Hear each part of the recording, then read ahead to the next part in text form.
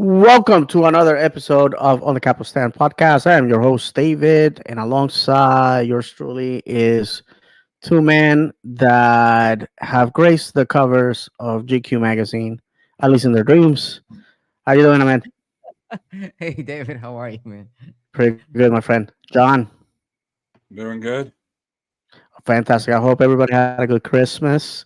Happy Boxing Day to those celebrating. I had a great Boxing Day football experience. For those watching, take a shot, Uh, baby. Take a shot. Take a shot. The boys of Stevenage won 3-0 at home. So had a great Boxing Day myself. I had the day off. So can't get better than that. So hopefully everybody had a great time with their families. For those celebrating Kwanzaa, happy Kwanzaa starts today. And here we are, my friends, basically living through the last week of 2023. We have a lot of news to talk about. So let's get to it. But first, the man that already goes with the first comment. Let's go ahead with that. If one of you guys can read, our good friend Jim D. sure, I'll take it. Jim D. Hey Jim, he says, Merry Christmas, Happy Hanukkah, Happy New Year. I hope Santa brings us a big money DP10. Absolutely. From your lips to God's ears, Jim. That's what I say. First, before we start, I would like to thank four gentlemen that joined me in the two episodes that you guys were able to listen to and watch. First, our good friends Dan Barrich and Taylor Williams. Uh, Taylor Williams from Orlando City, UK, and the uh, OC, sorry, the English Lion, who graced us with their presence. We talk a little bit about football, from their perspective, and I thank them. Recording those shows with people in the UK are very difficult because of the 5 hour difference. So I thank them for that. Also, uh, S- Steve Watkins and Dean Thompson from Stevenage, who joined me to talk a little bit about the club, a little bit about the EFL, a little bit about English football, and hopefully, again, that show was more about them than Stevenage itself, and hopefully you were able to learn a little bit about international football, lower league English football. I think we had a great time with that, and I appreciate the gentlemen. They were very kind to send me a shout out today during the game, and that's always appreciated. With that said, guys, let's go ahead and talk about the first topic, the one that everybody wants to talk about, and that is the MLS draft. The MLS draft, my friends, it took place last Tuesday. We told you guys that we were going to have slim pickings because of the order that we were going to be picked, and that order was 21st, 25th, 54th, and 83rd. Before we talk about our picks, I would like to remind you that you can be on the show with us if you would like. All you have to do is send us a DM. I prefer X or Instagram or Facebook because those are the ones that we monitor the most. Although we are everywhere, and we'll send you the link, and you can join us and give us your thoughts about whatever topic we're gonna be discussing tonight. I prefer if you wait until we go through a little bit of the show. That way, you have some meat to the bone to talk about. Also, we're live on and I always cheat because I wait for the ticket at the bottom to go through so I can read everything.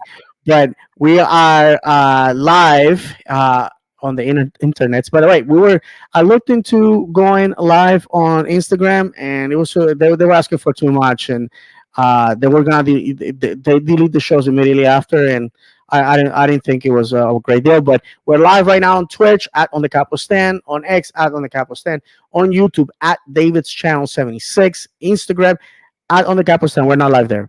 We're you can find us there. We're live on Facebook at On the Capo Stand.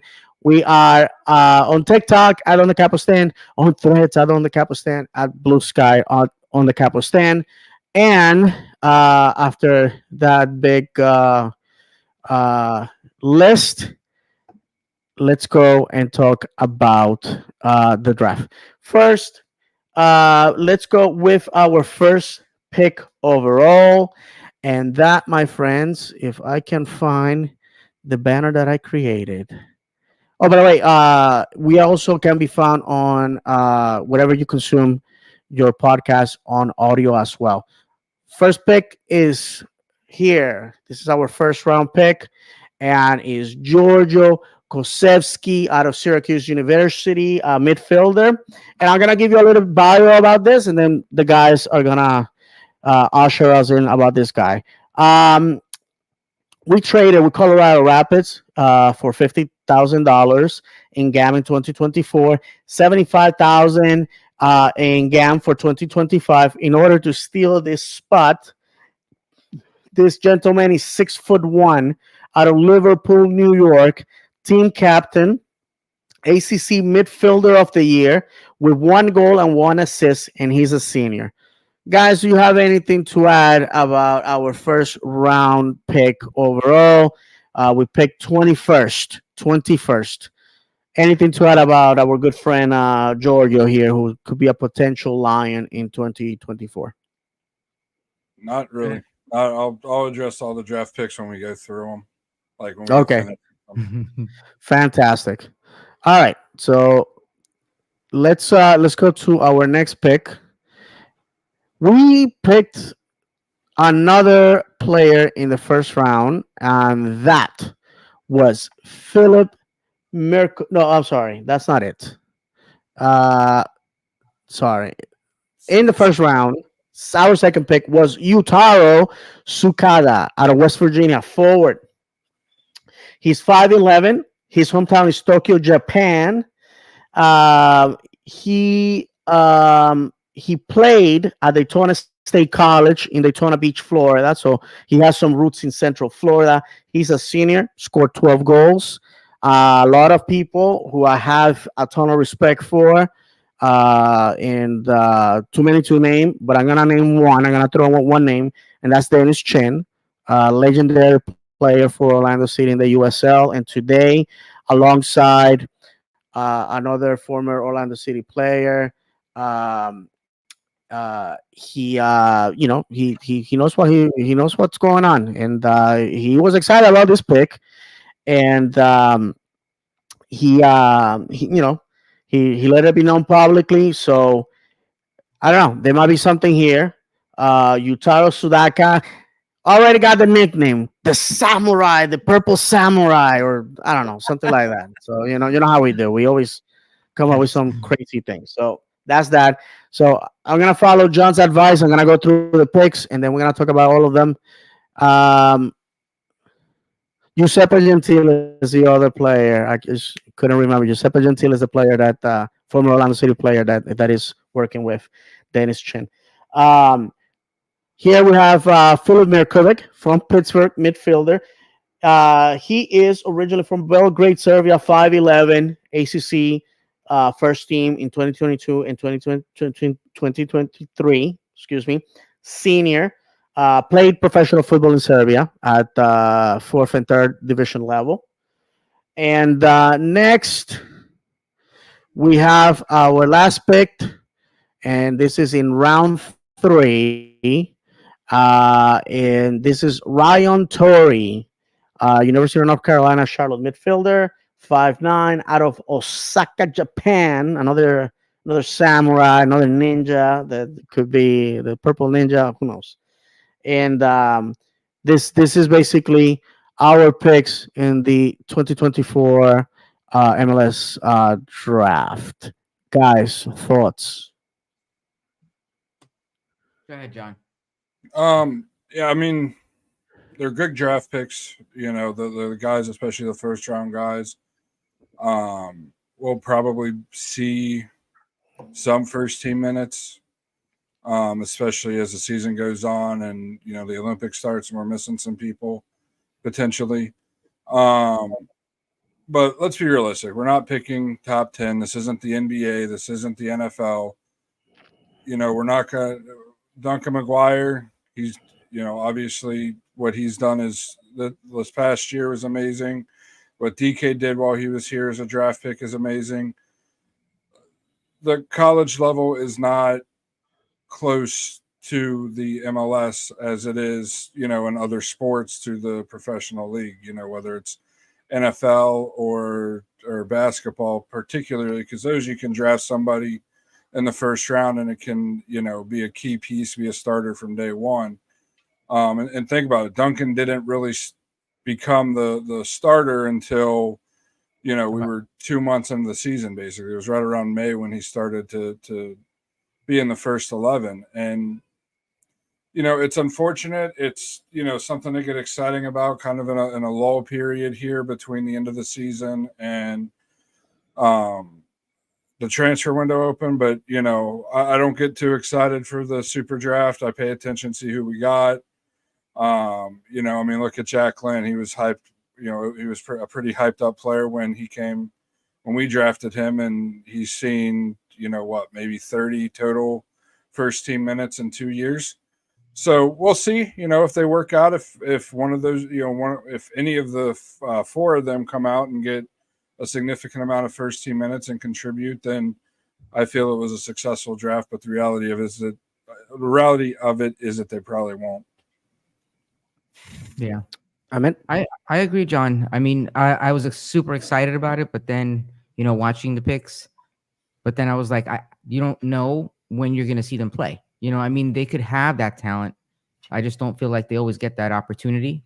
And it could be because of that gap, like you're talking about. But I feel looking back at last season, there were some times when I was just like, give them a chance from the B team that we had. You know what I mean? So. And don't get me wrong, college soccer is very fun to watch. If anybody gets a chance to watch it, they're very exciting games. Usually 5, 6, 7 goals scored in them, and they're back and forth. They're very entertaining games to watch. I feel like it's like anything else, right? Like as you move up, it's interesting to see their first exposure, how they react, because it says a lot about them as a player. So seeing them at the OCB games, hopefully they transition well, and then hopefully they can get some of those first team minutes. It's not, I feel like it's nice because a lot of people who don't really pay attention to all of that won't get to see that talent. They hear about the draft picks, but then they never pay attention to where do they go after that. You know what I mean? No. Never heard anything about them.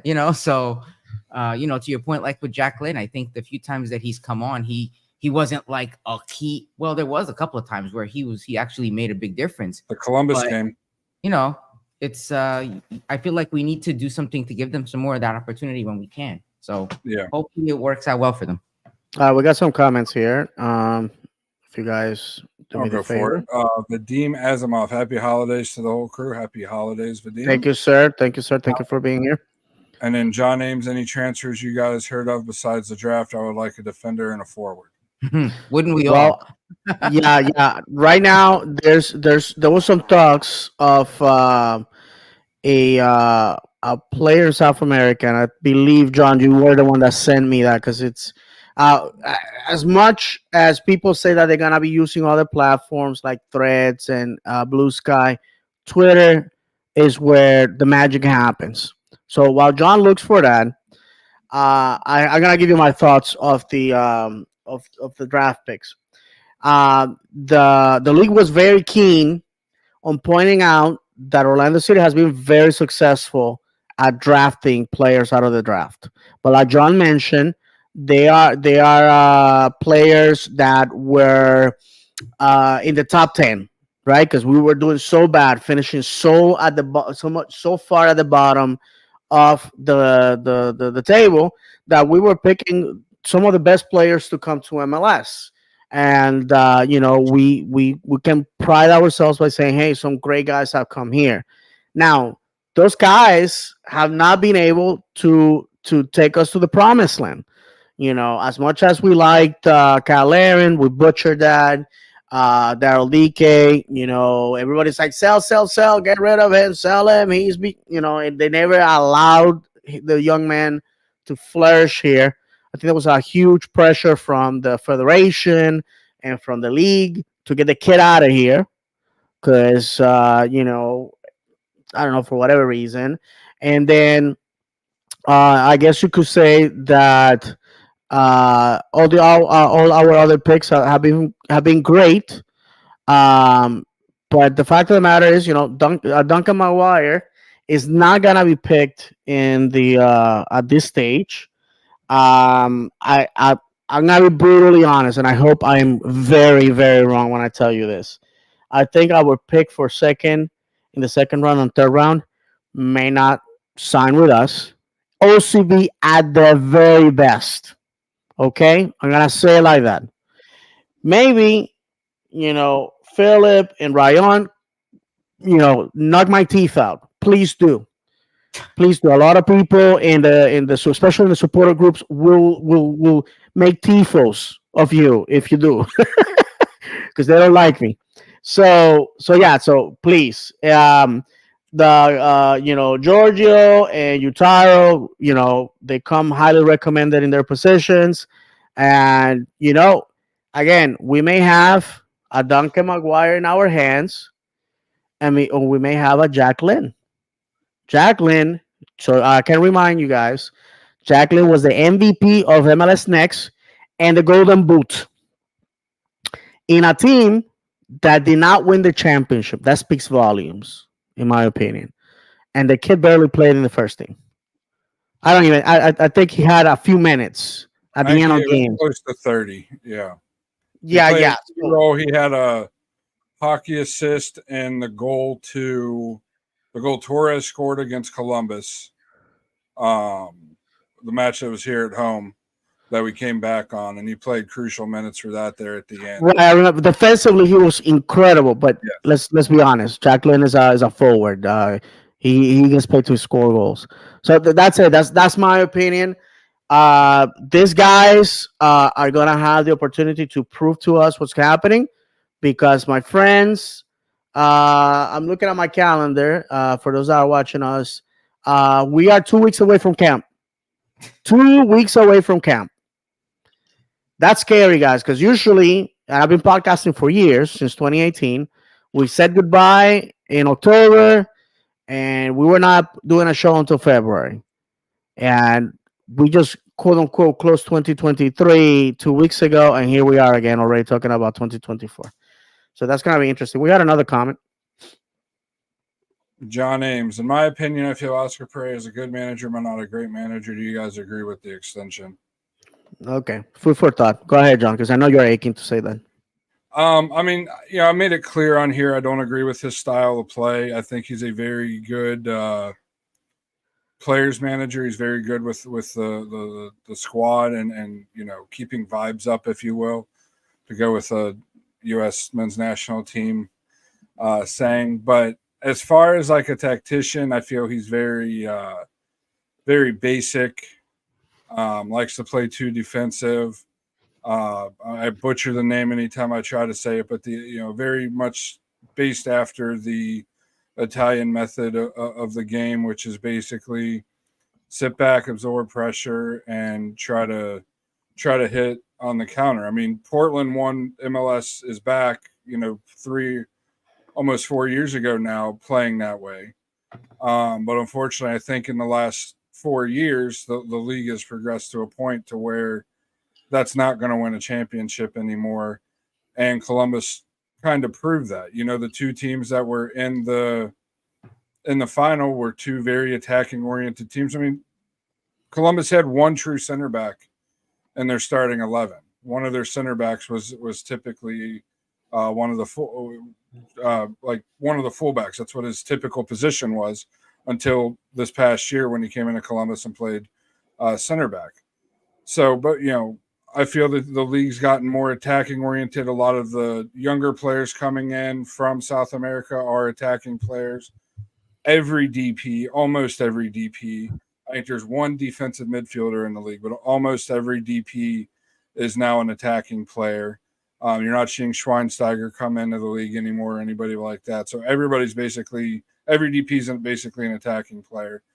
It's becoming more of an attacking oriented league. And, I think they could have found better for not much more expensive than what they ended up getting him, and I still haven't seen that released. How much his contract is for?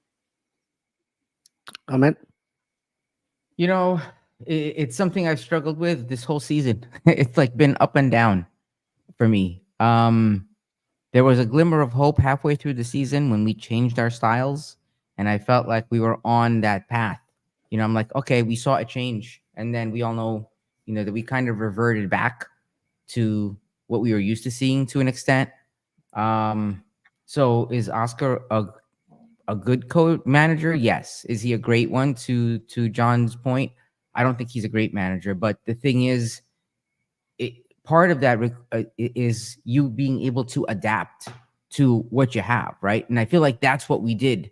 In later on in the season, if you had asked me that, I'd be like, yeah, Oscar is a great manager because he changed his style. But I feel like at the very end, we got what we kind of knew might have been coming. Not, you know what I mean? Like I said it about all the tournaments we did. It was like we were gonna be like, yeah, this is our tournament, in and out. Yes, this is our tournament, in and out. Yes, this is our tournament. Guess what? In and out. And that was, I hated to see it because I know we have the talent. So I don't know if it's the team, if it's Oscar's style, if it's a combination, but it's tough to watch. I mean, I've been watching other leagues during this off season, and it makes me remember of why I like soccer. The style we play is not the prettiest, but it gets the job done on occasion. And that's part of the issue, right? It's like we need to be more consistent in the way we're playing. That's the issue. It's like we're good for 6 months, and then you're like, yeah, we're good for 6 months, and then we go back to the previous 6 months. So it's hard because that consistency for me is not there in that style. It's like I don't know. I feel like we were doing well, and then all of a sudden we went back to the way we were playing. I don't know for what reason. I don't know if it was, our Columbus was that good that we had to revert back to that, or what, So it's tough. I don't know what to say. Yeah, I don't know if you guys watched the World Cup, the Club World Cup. Yes, week. My team was did playing. You see, even though Palmeiras got beat 4-0, yes, some of their passages of play is, to me, this is all my opinion. There's other ways you can play, obviously, but some of their passages of play, it's not even tiki-taka football. It's the Brazilian style of the game where they, pass and move, and it's almost like a ballet watching them on the field move the ball around the pitch.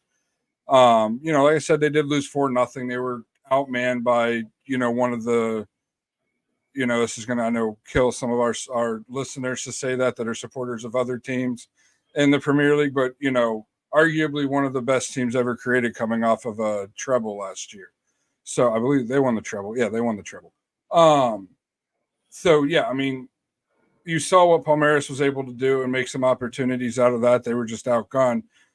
And I'm not saying we need to bring in a Brazil manager, a manager from Brazil or something like that, but I said it back in, I think it was September, right after Leagues Cup, when we were looking forward. There was only, a handful or so of matches left, and we were looking at the postseason, what we thought was going to happen in the playoffs. And I said on the show, I'm afraid that Poppy's going to revert back to his normal style of play, which is sit back and absorb pressure, and we're going to end up losing. At that point, I think I was saying it was potentially to Nashville.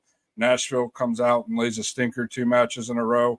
We're able to sneak a goal in each match. Both were, one was a world-class strike that, he'll probably never hit again. Cartagena will never hit again. And the other one was a kind of a fluke goal, on the deflection. And then we face Columbus, and what's he do? Excuse me. Most of our possession was not in our attacking half. In the attacking half, it was in our defensive half. You look at the match when we first played Columbus and when we played them in the playoffs, our defensive backs or center backs, and one of the two defensive midfielders, whether it was Arahu or Cartagena, was always right around that midline. You go to the playoff match, we were halfway between the top of the D and the circle, the defenders were. So they came out playing very defensively again. Like Ahmed said, I don't know if it was that Columbus was playing that well. I didn't think they were playing that well because they went 90 plus almost 100 minutes. Took us going down a man in order to score a goal. So Watching we them come play out against playing a little. LAF, yeah, watching them play against LAFC, I realized, yeah, they did not play that well against us. No, yeah, and we could have went and beat them.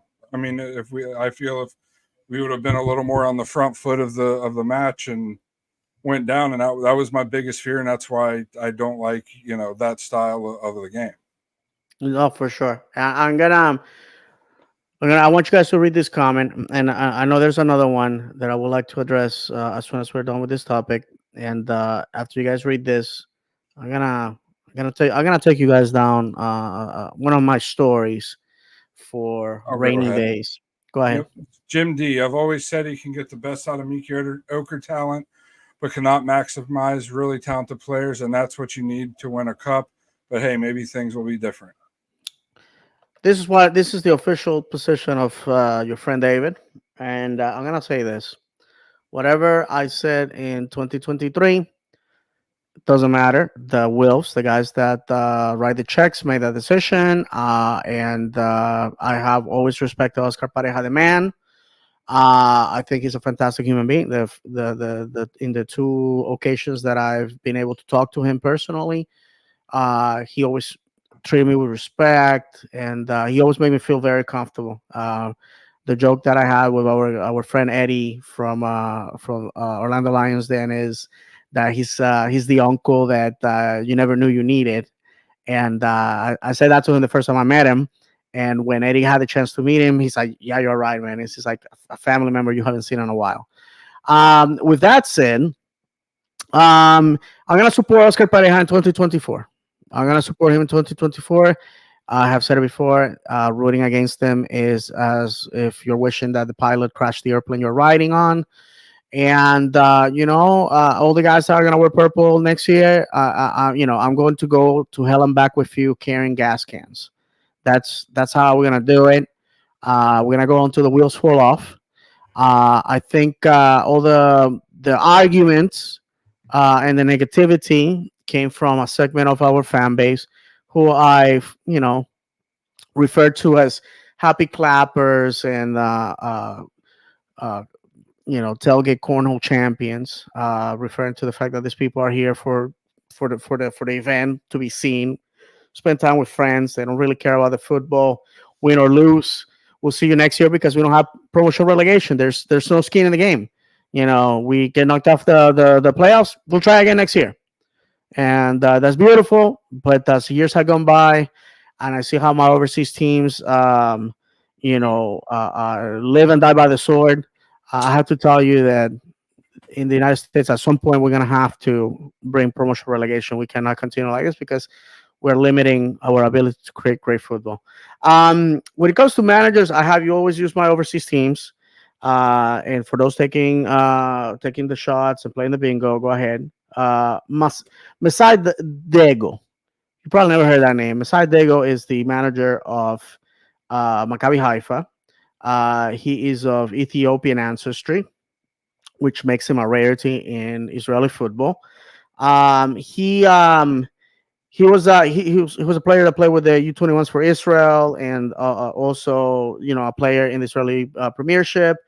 A guy that was in Maccabi Haifa, basically Maccabi Haifa's OCB, if you will. And when the manager decides to leave for Serbia because he was so successful, they offer him more money, and you know he wanted to go, so he takes over. There was a little bit of a disaster at the beginning of the season, and people wanted him gone, including yours truly, because when you have a club that has been built on success and three championships in a row, you want to win and you want to win and you want to win. Winning is addictive. It's what it is. And then the situation in Israel happened. The league was postponed. Now they're bringing fans little by little, just like they did in COVID, and now they're winning. And the people that were asking for his head have said nothing. That's what it is, friends. It's what you do now. It's what you do now that matters. Um, when it comes to Stevenage, they had not lost a game since October. They were flirting with positions 1, 2, and 3, and they lost last Saturday for the first time, and people wanted the head of the manager that has been super successful. That tells you that there's people that are all in or all out in situations when it comes to the managerial position, and there's people that, what have you done for me lately? Those are the guys that operate in that sense, and there's people that are super uh, positive, and everything is awesome, everything is rainbows, everything is goldfish and gummy drops and all that. I've been watching football for 30 years, my friends, and football is cruel and unpredictable. We say that all the time. We have seen that. There's a listener of the show whose name I'm gonna keep to myself because he hasn't given us the authority to speak about this. But he went to a bar, had a few beers with one of the players for Orlando City, a beloved player in this town, and they talked about a few things. One of the things that they discussed was the fact that Urchin Kara was bad. He was bad. He was bad at practice. He was bad at games. He had, in my opinion, goal of 2023, and he had his moments, but unfortunately, having moments here and there, that's not gonna get us a cup. Also, he said that the players felt that they should have won the game against Columbus. Things did not go that way. Obviously, we know the red card just really derail the plans, and the guys were left feeling that 2024 is a year of redemption. With that said, that's fantastic. I work hard. Ahmed works hard. John works hard. You guys work hard. You guys that are watching us live. You guys that will listen to this on audio. You guys are gonna watch this later. You do. You work hard, and you want to receive that back. That work. You want to see your players work as hard as you do. Um, there's a quote, and I can't remember who said it in the EPL, that said, "Our job here is to make sure that during the week we train enough to reward the guys that come and pay to see football on the weekend." And Oscar Pereira, I believe, has that vision. The team has that vision. God bless them. I'm gonna buy my ticket. A ticket is nothing but like a lottery ticket. You're just buying the promise that this year is gonna be our year, and that's what makes us fanatics. Because when logic says otherwise, when history says otherwise, when the statistics say otherwise, we show up, as we're gonna be showing up on the 24th of February to start our campaign, and hope to God that this is the year where we live silverware. And I'm gonna leave it at that. We have another comment here, guys. I'll go and get it. Mr. J Santos 7, does this team fall apart if Cartagena goes down or fatigues during the season? Go ahead, guys. You know what? I don't think we fall apart, because I'd like to think that we are not completely relying on one person, but I don't think you have the same results necessarily that you would with that person. Which highlights a weakness, right? Because our starting 11, if he's part of that starting 11, who's his backup? And is it that same level of a backup? So I don't think it's that bad that we fall apart, but you would see a difference. I agree. Yeah, I mean, I agree with you, Ahmed. I think the team that, or the player that would be more disastrous would be Araujo, because he does. This isn't anything against Cartagena. He's an amazing player, but there's things on the especially defensive end, on half counters that the other team puts together, that Araujo does that I don't see Cartagena doing. Just kind of a little bit of a talent gap there. To me, Araujo, and I said it all last year, is the real deal. He's what you want from a center midfielder, a center defensive midfielder. Makes his runs forward at times, and he's I think Araujo would be a bigger loss if he went down during the season than if Cartagena did. Agreed. Because To we proved we me, can win without him. No, absolutely. To me, they serve two different roles in the midfield.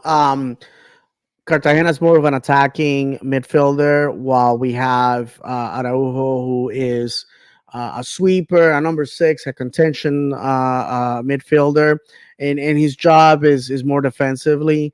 I think we have not had a good pairing in the midfield since Higuita and Seren.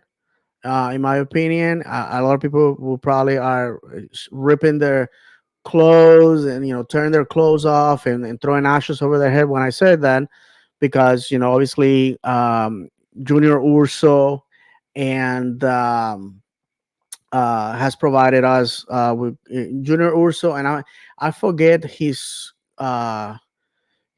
partner right now, because he had several people due to injuries and stuff like that. But anyways, the fact of the matter is if you look at that Columbus game, the problem was that we had no midfield. Unfortunately, we didn't. It wasn't there. And also, if I can digress a little bit to what we have said in the past shows, um, we reverted to bad habits against Columbus, and the fact of the matter is, in the playoffs, our offensive weapons did not score a single goal. Two goals came from midfielders. Oddly enough, Cartagena and Angulo, and Cartagena just threw a golazo. Probably never again in his life he's gonna get that one. And in Angulo, it was just a lucky deflection, and I'm okay by saying that. So with that said, we have to demand a lot from our players, but we have to have a midfield. We have Ahmed said it last year, until basically his throat dried up. Every game is a final, and that's how we have to act. We cannot drop points at the beginning of the season. We saw that how we won those games at the beginning of the season, guys, and I think you're gonna agree with me. Chances are we probably could have gone the supporter shield, and unfortunately that wasn't the case. Well, it's But even more go ahead. important this year, David, because like Ahmed was saying before the show, and I think Ahmed was starting to say it, is we have the Olympics coming up, and we have three or four players, starters, that may be missing a month, 6 weeks of the season, and August and September, right when we went on our run. That if we don't secure, if we don't come out running, the first half of the season, we could be in trouble and fighting for a spot come come October, comes late September when the Olympics end, and all of a sudden, all of our guys are back, barring injury, because the Olympics are brutal. I mean, it's the U23 version, basically, of the World Cup. Hmm. All the best U23 players come and play in that, plus a couple from the senior team that are eligible. The rules are Right. Plus, we're gonna have wonky. Copa America, and Yep. listen, it's gonna be a very congested international calendar on top of the league. I don't want to get ahead of myself, guys, but the league is talking about, hey, we're gonna pull out of Open Cup because it's congested. Our league does not respect FIFA dates. So a team like ours is gonna be affected by it, because there's a possibility 4 or 5 of our guys are gonna be gone to the Olympics. And if you look at our schedule, not to get ahead again, but the last teams that we're gonna be facing are people that will love to send us home and make us remember the battle days. So Hmm. so with that, you know that's something that you guys need to think about. Let's talk about bigger and better things, guys. Let's go ahead and talk You know about what, David? champions. Just to add, just before we move Yeah, on, just the one additional thought, and it just came up as you guys were talking. you go ahead, brother. One thing I don't want to hear about the start of next season is how much time we need for the guys to gel. Given how much time we have off, which is very minimal, None. A month and a half, if you We want to shouldn't look at it. expect to say, okay, you know what? The guys don't all know each other. It's been a long off season. It has not been that long. So, in that beginning of the season, if we're not seeing the things we're expecting, that's one of the things that I personally, the broken record that I become, it's not that long. We 100%. I shouldn't mean, it's we the shouldn't same go team, back and Ahmed. say, oh, the guys are just getting to know one another. I mean, we're John not nailed really, it. yeah. So John nailed it. I mean, John nailed it just now. It's the same It's the team. same If team. they- It's Yeah. we exactly, got exactly. 9 of our 11 starters on the roster right now. So that should not be a thing. It Yeah. should not be, last season, different story. We had a lot of new people, one or Listen, two, I understand, but okay. That's we it. had Sorry. time. We had times in this team where Robin Jansen could go all the way to Zanzibar in Tanzania to go boating and fishing and taking pictures, jumping out of yachts in the middle of the Indian Ocean, and work on his tan. Come back looking like a lobster. You know what? You know where Robin Jansen is today? He's back in Sweden with enough time to celebrate Christmas with his family, New Year's, and buy his ticket to come back. Robin Jansen, instead of being in Zanzibar, instead of taking pictures off of Capri down in Italy and all that nonsense, Robin Jansen's in the gym in his village back in Sweden, freezing his butt off. You know who also is enjoying that Nordic winter? DDT. Those those guys had no time this year to do anything other than go spend quality time with their families because they know in 2024 is balls to the wall. Well, if you So, pay attention to their socials, oh, absolutely. Cartagena State. I know you guys do, but I'm saying the general, the listeners. Oh, and by the way, speaking of listeners, we got 2 likes during the show. Thank you, John, and thank you, Brian, for your likes. If you guys like what you're listening to, always like it on YouTube, on whatever platform you're paying attention to, or you're tuning into. Don't be afraid to drop us a like. It helps us get the word out there, get our show out there a little more. But yeah, I mean, Cartagena, every Instagram story I've seen from him is he's still in Orlando. Um, Oh, he just went back to Peru a few days before for Christmas, Christmas. yes, for the But he holiday. was here. He was But here. he's been here throughout that. That's the way a lot of the South American players, if you pay attention, have been. Where they're still in Orlando, they're going back home to their home country for a week or two, and then they're back in Orlando training before the preseason. So I mean, it's not a long break. This is as close to a European break that we have, because you got to think Europe finishes what, first week of May, and they're back to Back in camp in July and August yeah. they start the season. So So I mean, yeah, they got nothing. yep. Before we move on to the next topic, we got a comment here. I'm gonna read this one. We're good friend David Hunt. Hey Dave, checking in.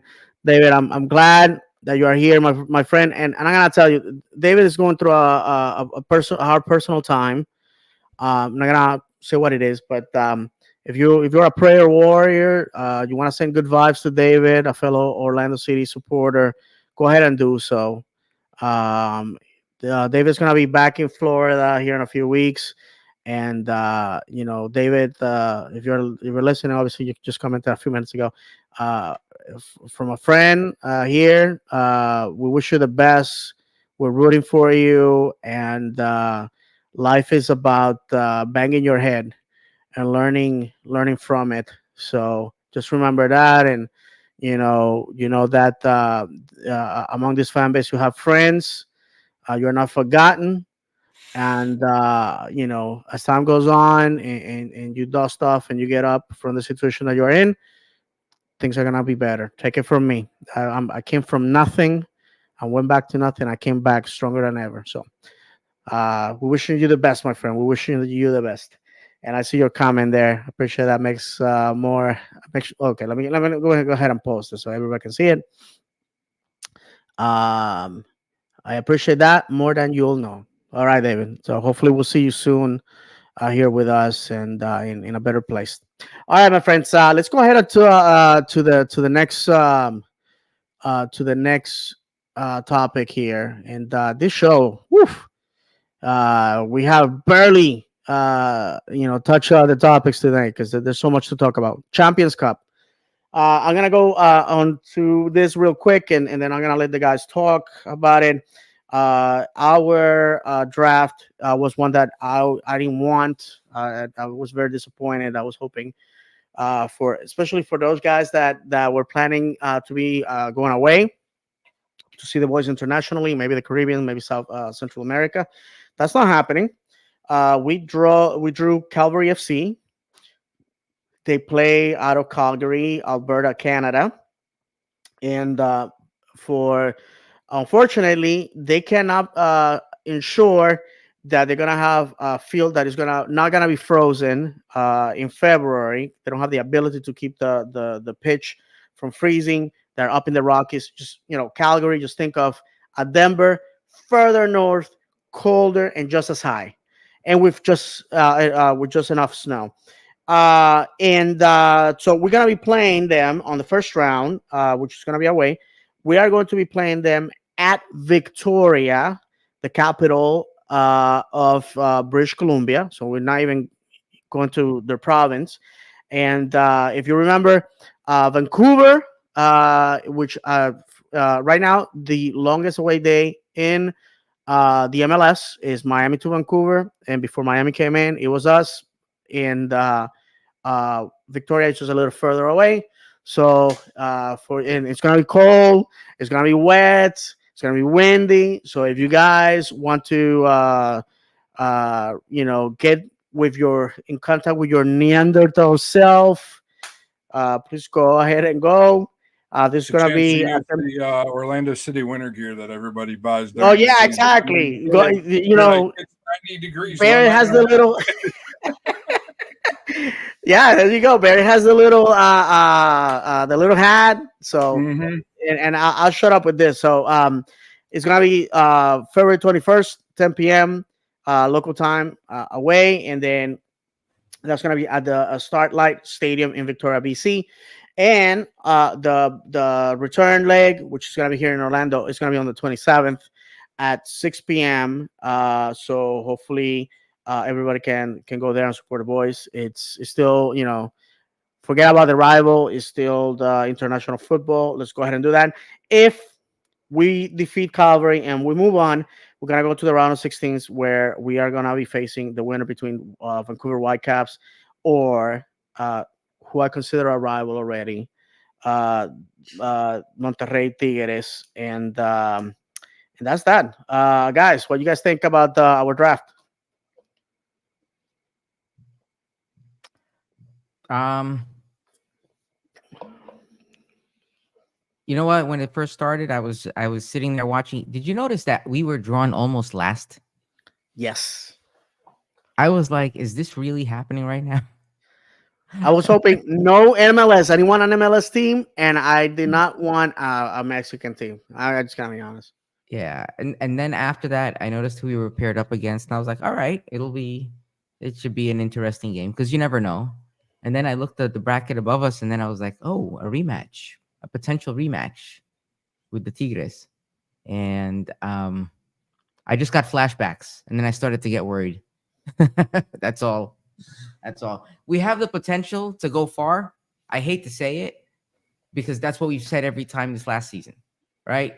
Yeah, So I don't even know what to say anymore. That's all. Those are my thoughts, man. John.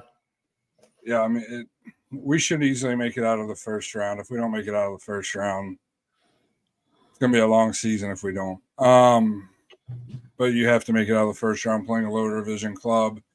All respect to Calgary. The Canadian Premiership is not what the MLS is. They don't have the talent we have. They don't have the resources we have. And then, like you guys said, we faced Tigres, and Wiggle still is a thing in CONCACAF in 2023 apparently, or 2024. And we got to score goals when we go away to their place in Mexico, just like we got to score goals when they come here and we play them at home. And It'll be a fun match. Hopefully, we can pack the stadium even more. Everybody, the fan base kind of got a taste of what Mexican supporters are how they travel. And they, hopefully we'll be able to pack the stadium with even more Orlando City fans this time, and pack the wall out. Securities knows what to expect, so they'll hopefully be able to stop Tigres supporters from coming into the wall, and we'll be able to, that's neither here nor there. That's an MLS thing, but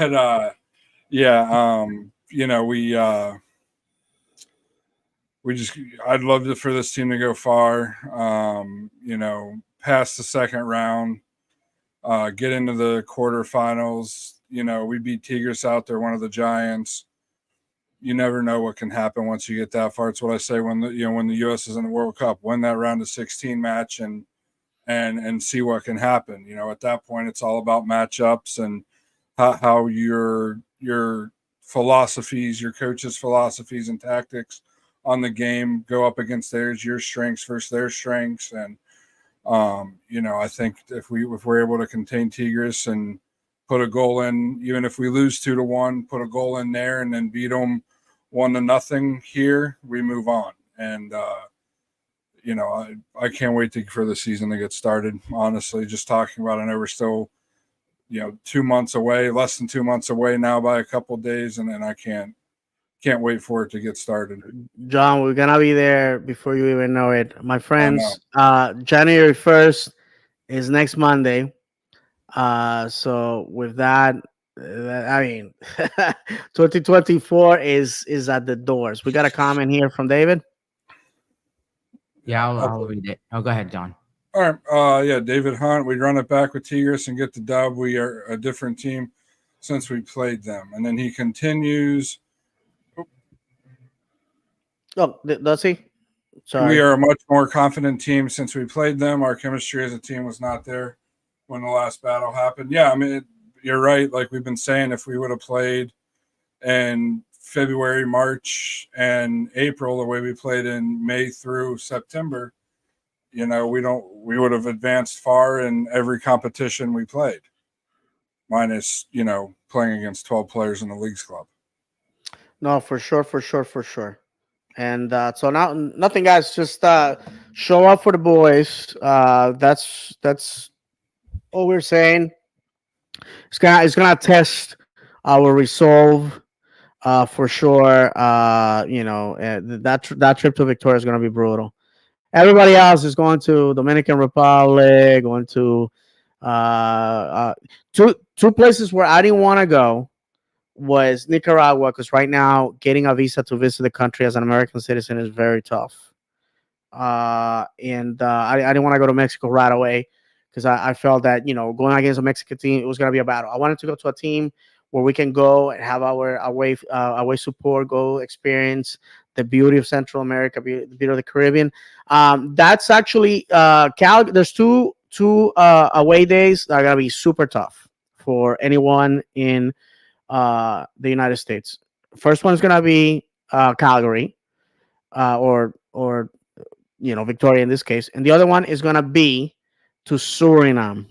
That's going to be Suriname is in the round of 16, and that's going to be another brutal trip. That's going to be. I don't know any much about Surinamese football. When they play in CONCACAF, I know one of the Maccabi Haifa players, the captain, plays for Suriname. That's the only occasions where I have seen it when they have played Puerto Rico. That's the Surinamese league has a lot of talent from the Netherlands. People that are of Surinamese ancestry. They can cut it in Europe, so they go back to Plan B. So it should be interesting to see what comes out of that. Guys, let's go ahead and go to another topic that is it's been making the rounds. Open Cup. Okay, everybody, if you guys have watched our show with Dan and Taylor, they touched the topic. Pretty much all the podcasts, Orlando City podcasts that have already had an episode in this off season have touched it. So, you know, I'm gonna leave the floor for the guys to express themselves against this. You guys know where I stand. We can sell history. I personally, if this goes the way MLS wants it and not the federation, I'm gonna boycott Leagues Cup. I'm gonna stay home and I'm gonna go. I'm not gonna sell my tickets because I don't even want people there. I want them to know that I'm disappointed that we are betraying the spirit of the intent of the tournament and of football culture here in the United States. So let's start with you, Ahmed, since you're on top of the screen. Your thoughts about how good or bad is this decision for the sport and the league?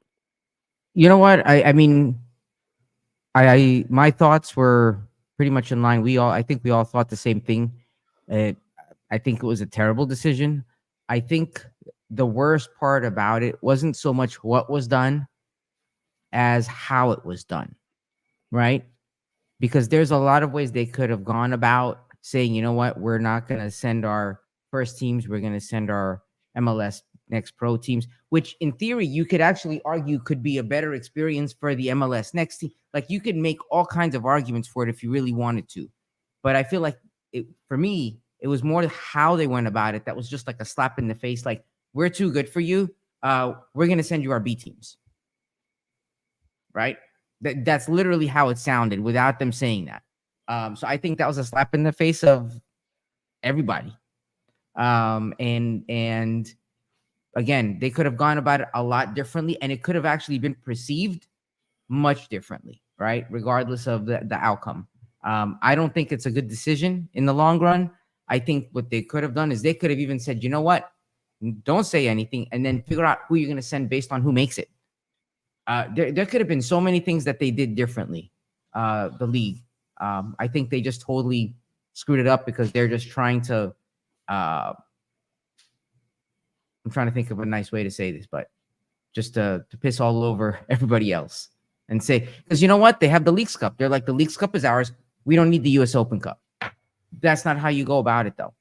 Because when you didn't have the U.S. Open Cup, who was there to support you? I mean, you know what I mean? When you didn't have your Leagues Cup, then you were there. So now all of a sudden, you have your Leagues Cup. You gave it to Messi once. Who knows if you're gonna give it to him and Inter Barcelona again? They will. You know, it's like, so now that you set yourself up, you're like basically giving everybody else the finger. Like, really? That's how you approach it? No. It was a very classless move, I think. That's it. I mean, the simple thing that they should have done, in my opinion, that the league should have done, that we've said time and time again, is you just expand the roster. You let the academy players, you let the reserve teams play. Don't have a minutes asterisk next to their name that say, oh, if they play this many minutes, then they're officially a part of the senior team. And, just say, hey, if we're playing against a lower league team, or just let me back up. Make the Open Cup an option as far as, like, if you play these players, it doesn't fall under those guidelines, the regular roster guidelines, but only for the U.S. Open Cup. So then the teams, they want to talk about roster congestion. You can take time off for the Copa America that's going to be here in the United States. They're not doing it. You can take a week off for the Olympics when that's going on. They're not doing it. But instead, the entire league is being paused for a made-up money grab of a tournament like the Leagues Cup. That's all this was about. They want to say roster congestion, this and that. No. We know, everybody knows that it was a money grab by the MLS, and I do have to take my hat off to the U.S. Soccer Federation. If they stand their ground and don't let the MLS do this, one of the few good moves that the United States Soccer Federation's made in the last 10 or 15 years. But, period. I don't care what happens until Garber is until he resigns or is forced to resign or is fired, forcibly removed by the owners, whatever it is. I'm not going to the Leagues Cup. I'm not watching the Leagues Cup. I'm not selling my tickets for the Leagues Cup. They're just going to sit there dormant for nobody to use because that should not be. That's not what the sport is about. The sport is about history. The sport is about, in that history, where you came from as a club and where you came from as a country, and what the big, what the storylines are surrounding it. For instance, the Hand of God game with Argentina Mhm. and England. Most people my Mexico age, 86. yeah, 86. Thank you. Most people my age don't know that there was a political strife there too. It wasn't just a soccer thing; it was a political thing as well. We're not going to go. I'm not going to go into details about it, but there was a whole story surrounding that match that made that match even that big, and then it ended the way it did with the most famous goal of all time. You don't get stuff like that from a made up tournament like the Leeds Cup. And people go back that are on the MLS side. I saw Alexi Lawless do this. Well, every tournament's made up at some point in time. That's true, but it's not authentic. The Leagues Cup is not an authentic tournament. The Leagues Cup was made for the MLS to make as much money as they can because of their new TV deal with Apple. That's plain and simple what it was. What isn't going to be on Apple is the U.S. Open Cup. That's on Paramount or CBS Sports, whatever. So, I won't be going to a Leagues Cup game, no matter who plays in the U.S. Open Cup, whether it's the B team, the senior team, the academy team, heck, the 12-year-old team. I'll be there in full support every match they play. Everybody else should do that too. I'm going to stop right now before I go on too much more of a rant and say something I regret. No, for sure. Listen, guys, the fact of the matter is the Federation certifies that MLS is the Division One or the first division league in the United States. The Federation can take that away. If it does, then it takes all the FIFA accreditations. The league can use FIFA players. When people talk about MLS and people say, "Oh, MLS is not the NBA, it's not the NFL, it's not MLB," darn right, it isn't. If you're gonna if you wanna go and sell players internationally, buy players internationally, if you want to participate in international tournaments like CONCACAF Champions Cup, you, my friend, are going to have to abide by the rules set out by FIFA and its representative in the United States, which is US Soccer. You don't throw away the most prestigious tournament in the land, the tournament that kept the light shining for football in the United States or soccer, years, decades before professional leagues came into the picture. That said, I have to say that is a bad decision, and at some point you have to take a stand. When people were saying, "Hey, I'm not gonna go to Leagues Cup. I'm gonna boycott," people laughed at it.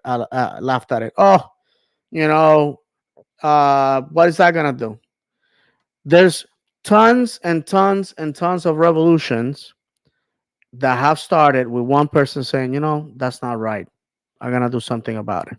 Okay, that's how it is. If you want to be a conformist, you're afraid of the fact that you're afraid of losing, you're afraid of stuff like that. Stay in bed, buy a dog, choose not to be born. But the fact of the matter is that we have to move forward, and this is such a bad idea that supporters of teams that hate each other can break bread over this. That's how powerful it is. That's how powerful it is because a football supporter, regardless of team affiliation, is a football supporter. And I have said it many times to people when we talk about this, is that the football fan in the United States is also a missionary. It's a guy that is going out there preaching, come and watch our product. It's good. You're gonna have a good time. You guys remember I told the story about my doctor and all that. Somebody that is that football crazy and that for the last 8 years has not gone to a game, to me that's a travesty. But he got to meet me, he got to see my passion, and he goes, "Oh, well, I'm a football fan, you're a football fan, you like it, let me go check it out." Not the best of games, but who knows, he chose to go to the last game of the season. or the One more playoffs. point I want to bring up, David, not to Go ahead, interrupt brother. you. The other thing the MLS said is that the pitches aren't up to their standard with some of the lower division teams. Where did we play against Charlotte this past? I knew you were going to bring that We up. played in a high school stadium. So until you have MLS clubs actually playing in their own stadium, Get him. soccer-specific stadium that is warranted, or that is you have like we were made when we came to the league. We were made. We were told by the league, you have to give us plans for a soccer-specific stadium. We have what 4 teams right now not playing in a soccer-specific stadium, and one of those is playing on a baseball field. Until all that's cleared up and we got teams playing on plastic fields and all that, don't give me that crap about their pitches aren't up to standards. At least they play on natural grass. They don't have a problem going to Champions Cup and going down to Haiti and going down to Dominican Republic. They don't have a problem with that. Yeah. They don't have a problem with that. They don't have a problem with that. They don't have a problem going to Mexico and some of these premier Canadian teams. I mean, for crying out loud, we're playing in another province because our opponents can't even host us in their own home stadium. So yeah, like you said, this is OBS. Take a stand, guys. Take a stand, and tell the league that they work for us. Without us, we learned that you would have thought that in the pandemic they would have learned. Without us in the stands, this league is just 22 guys kicking a ball. That's all it is. And you So got with that everybody said- listening should know how passionate I am about this team and how much I love going to the matches and how much I want to see the team do well and see us succeed. I was this close to canceling my season tickets. I was so incensed about the league leaving the Open Cup, because it's not just the commissioner saying this. The commissioner answers to the owners of the clubs. So there were owners of the clubs. I hope it wasn't our own owners. I hope not. From what I know from them, I hope not. But it could have been. We will never know what happens behind closed doors there.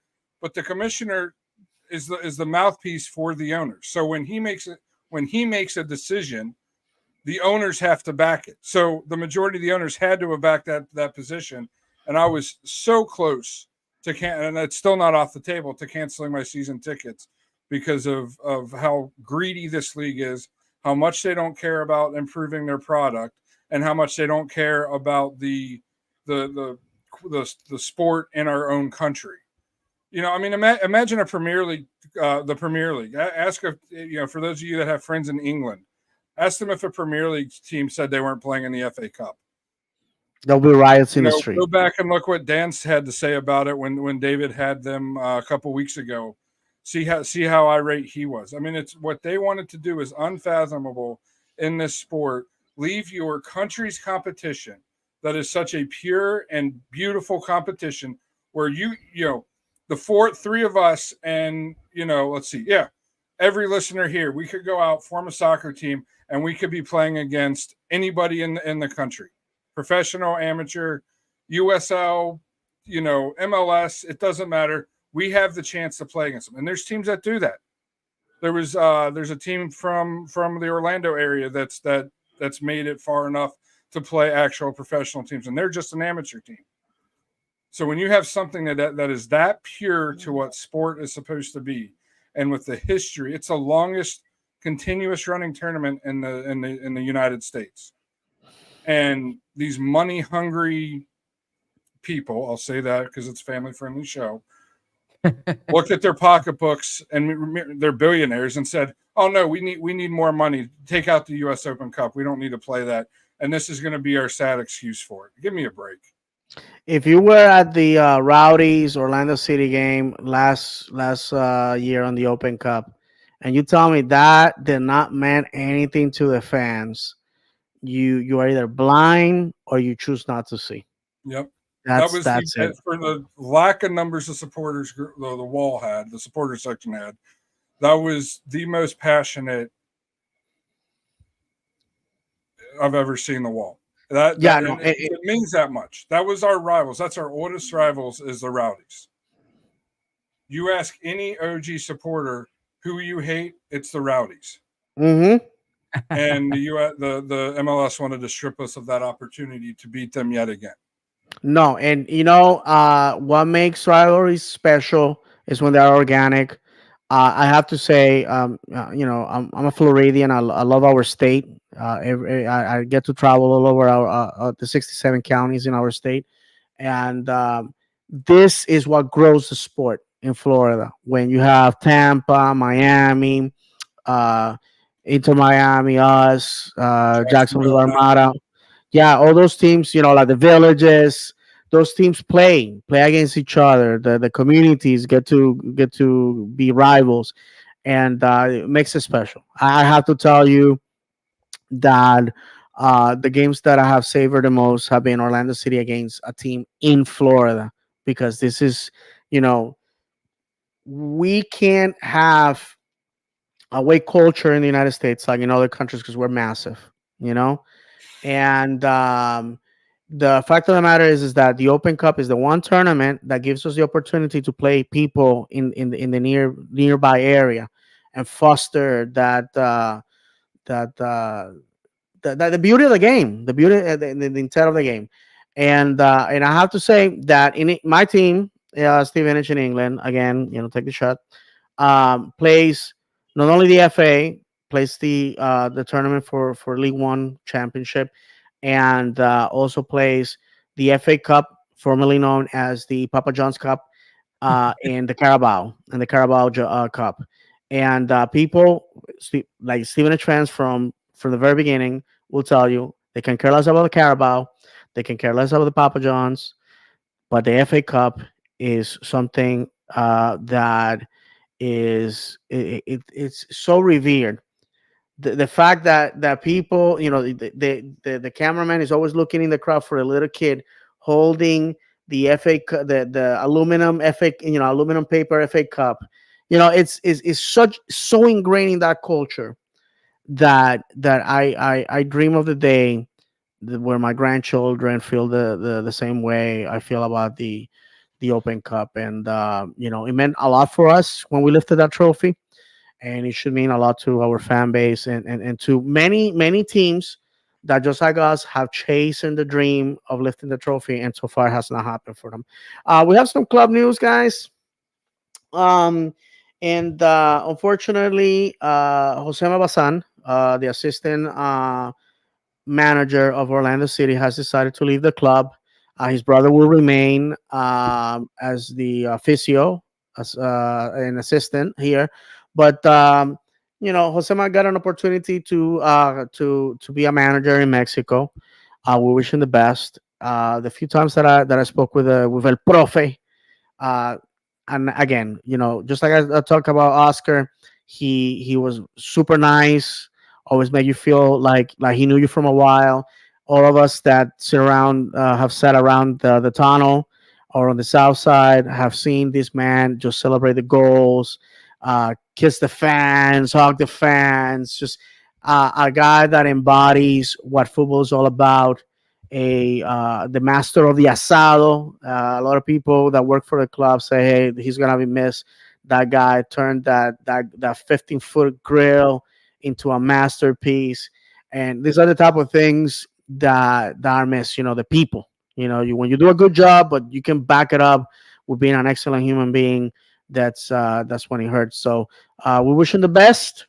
That's how football is, my friends. Managers, players, staff come and go. The supporter remains. So hopefully he leaves us a legacy that we can build on. Guys, anything to add to that before we move to other club news?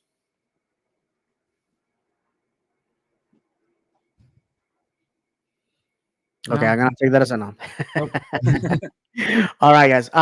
We had a rumor about a player that we had on the on our scopes and other stuff. So, guys, I know you guys wrote down some little nuggets of rumors and news out there. So I'm gonna let you reach those. Just let me know when you're ready, and you will take over the microphone. While you do that, guys, I'm gonna remind everybody that we're live on Twitch at On the Capo Stand, on X at On the Capo Stand, on YouTube at Davis Channel 76. You can find us on Instagram. We're live on Facebook at On the Capo Stand. We're on TikTok at On the Capo Stand. We're on Threads at On the Capo Stand. We're on Blue Sky at On the Capo Stand. And we try to post as much content in all these platforms. I know we gotta give some love to our TikTok. I'm in charge of the Instagram and the Facebook, and I try to post as many things as possible, engage with you guys. So if you ever feel like there's something that you want to talk for us to talk about, something that you don't like, something that you like, please reach to any of us. Reach out to any of us. Send us a DM. Let us know. The show's for you guys. You know, without you guys, this is nothing. It's just three guys talking to a screen. Um, all right, guys. Any of you guys ready? Yeah, I'm ready. Yeah. All right, let's John. go with you, John, and then I'm in. All right. Well, we'll go with the most recent news. Oh, yeah, most recent news I saw while we were on here, because I do have Twitter and Instagram up on my second screen. That there's a rumor that Facundo Torres is going to Scotland. I couldn't find it when I pulled it back up. Seems to be just one of those bogus rumors. That, this time of year, especially with some of the top players from around the league, there's going to be rumors left and right that they're going here, there, and everywhere. But it's an unverified rumor. None of the big names have tweeted anything about it. It was literally an account with 0 followers, and they're following nobody. So then Duncan, or we learned Orlando City rejected the loan offer from Blackburn for Duncan McGuire. Basically, they told Blackburn, we're not loaning anybody. We're not loaning him, especially. So they turned him down. It looks like if he were to move on, it would be for a sale of his contract. Mm-hmm. And then just a couple rumors coming for that we may be incoming a bunch of over the hill South American attackers. One, we were just on a list of names. The other one, still haven't seen anything concrete that it's that either of them are actually happening or even in talks with the club. Great, Ahmed. Yep, I think you covered the most of it, John. We also have Antonia. Obviously, went to Fluminense in Brazil. Mm-hmm. I think that was the only other one that we hadn't really covered, and DDT called up for international duty by Iceland. So Fantastic, and other items I had. And surprisingly, as soon as they made that announcement, Fluminense was in the FIFA Club World Cup. They were in the semifinal, and they actually played against my Egyptian club, who they defeated. And then they went on to lose to Manchester City. So they got second place in that tournament. Yeah, there's a rumor. I want to give credit to our good friend at This Week in MLS. You can find him on all social media. Our good friend Eli. He has an Argentinian player from Boca. He's 33 years old. His name is hold on, Dario Benedetto, and that's the player. He is a player that was in Europe, attacking player. A lot of people are like, "Oh, why spend money on an old man?" Want to remind everybody that Nani came in as an old man, and there's still people that wish that he was still here. So you never know. I like I said, I trust the judgment of the club. At the end of the day, I'm just a fan that pays $30 something for his seat. I don't claim to know it all, and again, I'm just entrusting my hopes and my dreams onto the staff to make the right decisions, and that's all I have to say about that. Angulo, that's the other one everybody's harping at, chomping at the bit for. What was that one? Angulo. Yeah. Oh yeah, Ivan Angulo has not been signed yet. Yet it seems like they're asking too much for him. His transfer market value is 1.5, so I'd expect the club to try to be signing him around that, maybe up to 2.5. And from what I've heard, I can't remember his home club's name that we loaned him from, but they're I think it's asking for. Palmeiras. Correct. Is that I who it may is? be Okay. right. They're asking for about 4 million, so there's still a pretty big discrepancy there. Right. I like the guy. If we can't sign him for the right money, next. It's that simple. All right, guys, we're running out of time. I'm minute 20, mate. We may be going over the hour and 30. So let's try to wrap it up. One big topic. The schedule is out for Orlando City, and let me go ahead and find it unless you guys have it already available. Uh, and lots of surprises uh, for 2024. I can tell you that I looked at the uh, the the schedule. I was a little disappointed that we're not playing Vancouver Whitecaps. It's been 7 years since the last time we went to Vancouver to play. It's been 6 years since the last time we played them. And I think part of the integrity of the league is that all the teams get to play each other, that we get to build moments. And, a lot of people have argued, if you don't play all the teams in the league, can you really call yourself the champion? And I agree with that. Um, that said, we're supposed to start the season February 24th at 7:30 at home. Once again, ninth year in a row, we start the season at home against Montreal, which, to be honest with you, is it's good. It's a team that's a little bit in turmoil, but they may surprise us. And also, to add to that, they are not in CONCACAF. We're gonna be playing them after 3 days. And the fact of the matter is we're gonna be going to Victoria on Wednesday the 21st, and Saturday we're back in town to play these guys. And then Tuesday we have to play Calgary, Calvary. I'm sorry, at home. And that Saturday, we're playing Miami, who doesn't have to play in the first leg of the season. So again, MLS, the dirty hand of MLS, trying to create a narrative that is not truthful. They are gonna have Miami play us fresh. They sign up all these former Barcelona players that are gonna come in, fresh. Yeah, fresh at home, and they are.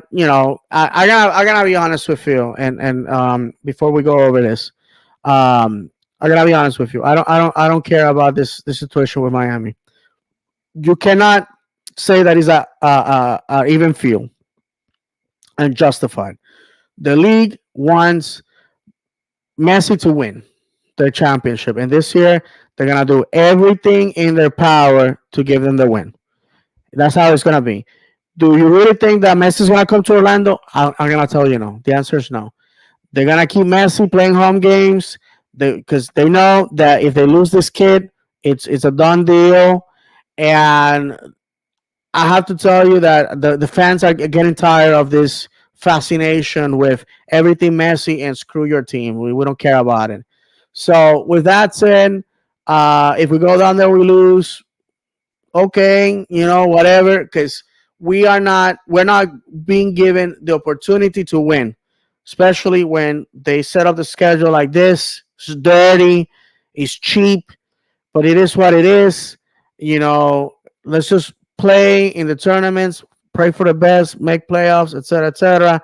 I wouldn't be surprised if this garbage team for geriatric FC, it's giving opportunities to get to the final. I mean, first of all, you got four guys that in any other team would have been DPs, but somehow by a miracle from God, burning bush miracle type, cutting the Red Sea type of miracle.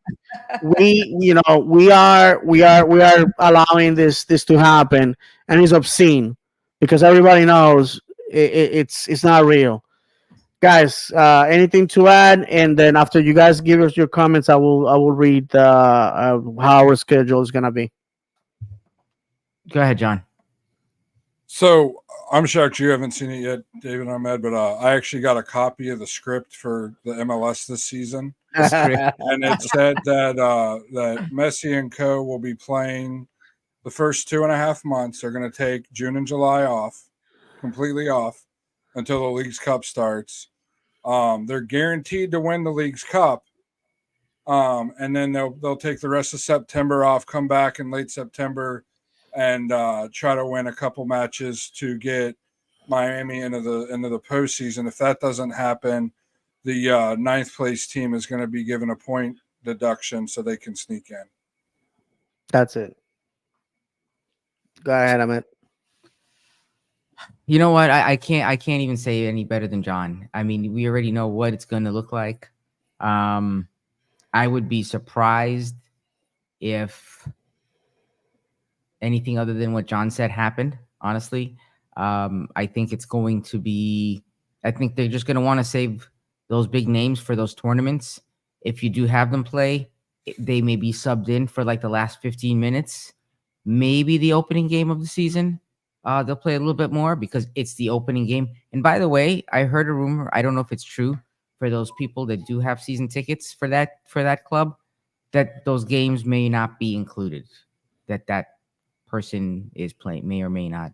I don't think it may include the opening game. Can you imagine if you buy tickets and the opening game is not included? My goodness. So Obscene. anyway, yeah, All right.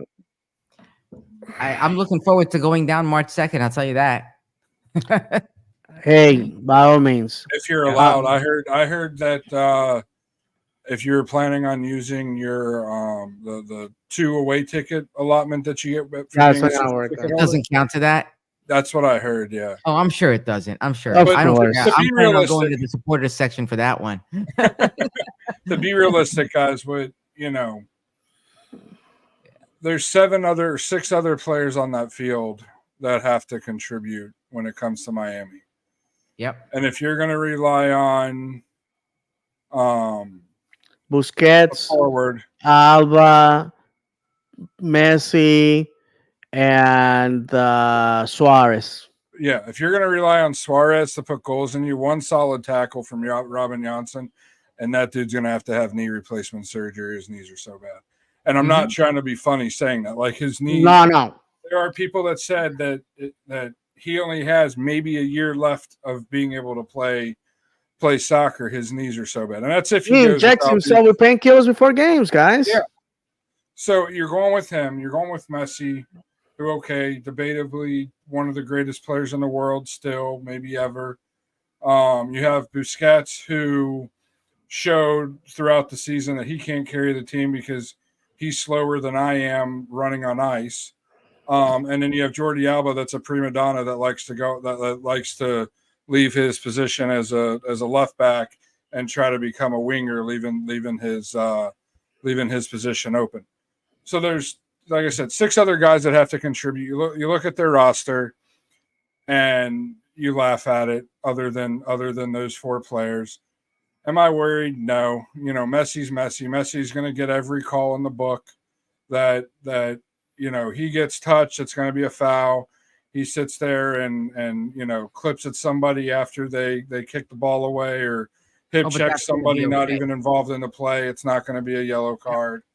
So, it is what it is. I want to beat Miami. I could care less who plays for them. I just want to beat them. And I look at it as like, I'm the oldest and I have, younger siblings. It's, this is a younger sibling getting mommy and daddy to do everything for them so they can try to compete with their older brother. That's all it is. Mm-hmm. Miami knows they have no shot against us. They'll never have a shot against us. So they got to cheat in order to do it, and it's still not going to work. And I got a story about that, but I'm gonna save it here for after this comment. I got it. Serge Nash. Serge says it will be fun to see Pesci leave before next season, and House of Cards will collapse very fast in the 2025 season. I agree with that, my friend. All right, so we're running out of time. So for the benefit of the fans that are listening, we're gonna appreciate everybody that is watching us live. I see that some people have dropped out. They gotta work in the morning. I get it. It's 10:30. And to everybody that again that watches us live from beginning to end, thank you very much. In February, we are going to be playing two games of Champions League. Wednesday the 21st in Victoria. 24th, we open with Montreal at home. At home on that Tuesday, the 27th, we're gonna play them to close the second leg. March, we open the month going down to Miami for 30 on the second. On the 9th, we're gonna be back home playing a inchy less Minnesota that has not played in Orlando since 2018. Then we're going to go up to Atlanta. Then we on the 17th, on the 23rd, we are going to receive Austin for the first time in club history here in Orlando. We're going to be playing against Red Bulls on the 30th. So we have back-to-back home games, Saturday, Saturday. That's awesome. April, we're going to be going to the Federal District, playing DC United on the 13th. On the 20th, we are going to be going to Montreal. On the 27th, we're going to be receiving Toronto here at home. In May, we are on the 4th. We're going to be receiving the Supporters Shield winners of 2023 here at home. On the 11th, we're going to go to Philadelphia. On the 15th, on a Wednesday. See, you want to talk about building the league, building rivalries, building storylines. Why in the world would you have Miami here on a Wednesday when you know Miami fans are not gonna travel because it's the middle of the week, and Orlando City fans are outside of Orlando proper are not gonna be able to make it. This makes absolutely no sense. But whatever, Don Garber, whatever.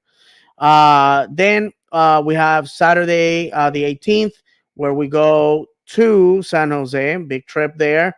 Then on the 25th, we see the champions arriving in Orlando, Columbus. Then on the 29th, we go up to Chicago in June. On the 1st, we're going to go to Red Bull. On the 15th, we're going to be welcoming LAFC. On the 19th, we're going to be going up to Charlotte. On the 22nd, we're welcoming Chicago. On the 28th, we're going up to the Bronx to play baseball with New York City. In July the 3rd, we are going to be, for the first time in a long time, we are not going to be in the States for the 4th of July week. We're going up to Toronto on the 6th. We are going to be welcoming DC.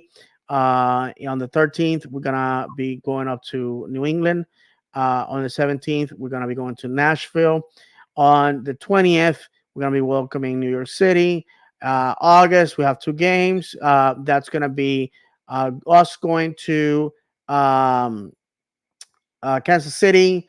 And on the 24th, on the 31st, we're going to be welcoming Nashville. September, and I'm almost done. We are going on the 14th. We're gonna go to New England. On the 18th, we're gonna be welcoming New England. And on the 18th, we're gonna be welcoming Charlotte. On the 21st, we're going up to the House of the Champions, Columbus. On the 28th, we're gonna be going to Dallas, the old stomping ground of Oscar Pareja. On the 2nd, October the 2nd, we're going to be going up to Philadelphia. On the 5th, we're going to be visiting the Supporter Shield winners of 2023. And on the 19th, closing the season, we're going to be receiving on Decision Day, Atlanta United. If you look at the last 5 games of the season, it's going to be Columbus, Dallas, Philadelphia, Cincinnati, Atlanta. Very tough way to close the season, if you ask me. So we're heavily dependent on what happens at the beginning of the season. And so it's going to be critical because we're not going to get any help at the end of the season. We're not playing any teams at the bottom of the table. We're playing teams that, especially in October, all those 3 teams finish top 6 on the table and made playoffs. And one of them is a Supporter Shield winner. And again, they're not going to give us any breaks. So, guys, if you have any last comments before we close, go ahead. Let's go ahead and start with you, Amen. You know what, man? I I just hope for a good season. I just hope for a good season. We need to start strong. We need to make those games that count early on count. Every single one. We can't have any excuses. I have faith in the guys. I have faith in Oscar, and we just got to do it. I know we can. We just need to execute on it. That's all, Beautiful, man. John. I just yeah. Yeah, I mean, I agree with Ahmed, and this goes out to the supporters, man. I mean, show up, show out, make a scene. Just remember, passion's not a crime. If you're sitting in that supporter section, you shouldn't have a voice afterwards. I know I rarely do. That's why my reaction videos are a little bit late. And we're there to support the club and be ourselves, not to smile for the corporate camera there. Right, exactly. We got some comments, and before I say my goodbyes, I'll take it. Fred's dad, Miami or not, we catch a band. there we go. Could go a mile a minute on that one, Freddie. I can't say that on the show. Daniel Barrett, I feel like next season's going to be awesome. Absolutely, it has the potential to be. It's the hope that kills you. Absolutely, absolutely. And I'm gonna make this quick because I know we are going a little over our usual time. When I was a kid, my grandfather told me the story that when he was a child growing up in Puerto Rico, it was traditionally to give friends and family a piglet as a New Year's gift. Okay, and people will keep that piglet in the house, feed it scraps, feed it grasses and fruits and whatever, and fatten the pig. Come December of that year, they had two choices. They could sell the pig for profit, or they could slaughter the animal and have a big banquet, right? And if my paternal grandfather was a pig farmer, and the story has been told by my maternal grandfather. So I'm familiar with pig racing and everything. And a year old piglet, a pig that is about a year old, we're looking at 150 pounds, 200 pounds, depending on how well you raise the pig. And you can feast. But you got to remember, this is before refrigeration. So if you're going to eat now, right? You got to stuff yourself. You're going to feast like a Benji, and then pray that somebody will have mercy on you and give you another piglet for the next year. Now, the guy that sells the pig has another choice. Can use the money for other things, or can go and buy more piglets. And then, since pigs every 6 months reach maturity and have litters, in December of the following year, end up with close to 100 pigs, enough to sell, kill, and feast, and return piglets to the guy that originally gave them the one pig. What the hell does that have to do with football? You probably are asking yourself. My friends, there's two types of clubs in MLS and in world football. The ones that want instant gratification and kill the pig, and the ones that reinvest the money. Inter Miami, just to use an example, we were talking about that a second ago, are the ones killing the pig. They got Messi, they got Busquets, they got Suarez, they got Jordi Alba. They are screwing over their fan base by making them pay more than season tickets at some of the top five teams in the EPL. They're doing all that. Beautiful. But guess what, my friends? They get to feast one time. So they better win. They better win in 2024. Because those legs of Suarez, um, Messi's back, that has an expiration date. That has an expiration date. You know what's the hardest thing that we are doing in Orlando? Because we in Orlando are selling the pig and racing piglets. You know what's the hardest thing about racing the piglets? Sitting on your porch and watch those a-holes stuff their mouth with sausage and ham, and pork chops and ribs while we're racing piglets. That's what we've been doing in Orlando. We've been racing piglets. But the day will come, my friends, when it will be our time to feast, to sell piglets, to reinvest money, to drown in pork. And somehow we're going to make it kosher here. That, my friends, is the situation that we found ourselves in Orlando. We are raising piglets, okay? And that's the difficult time when we're seeing everybody, feasting, slaughtering their pork and eating, and we're raising piglets.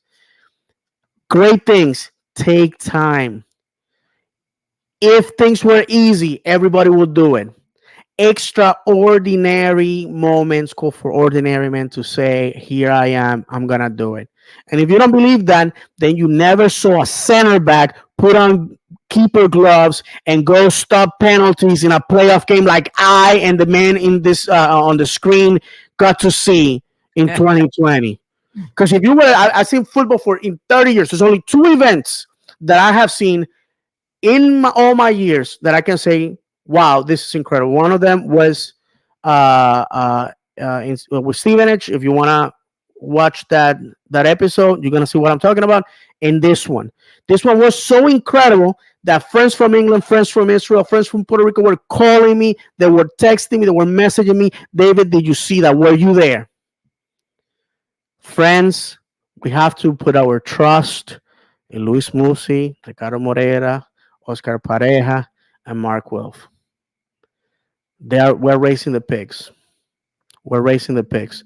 So if this year we have to see Miami lift a trophy, gifted, because I'm sorry, we know what's happening there. We'll sit and watch them stuff their face with ribs and sausage. But guess what's gonna happen the following year, baby? We are gonna not fish once. We're gonna eat pig Monday, Tuesday, Wednesday, Thursday, Friday, Saturday, and twice on Sunday. Believe that. Trust your team. Go support it. That's all. That's all, my friends. Guys, if you have words to finish, let me know. And I'm gonna, for the sake of time, Daniel Barry, exactly, LOL. And his next comment is, hurts my soul sometimes. I know, my friend. Trust me. Patience is not one of my fortes. Ahmed, final words for the guys.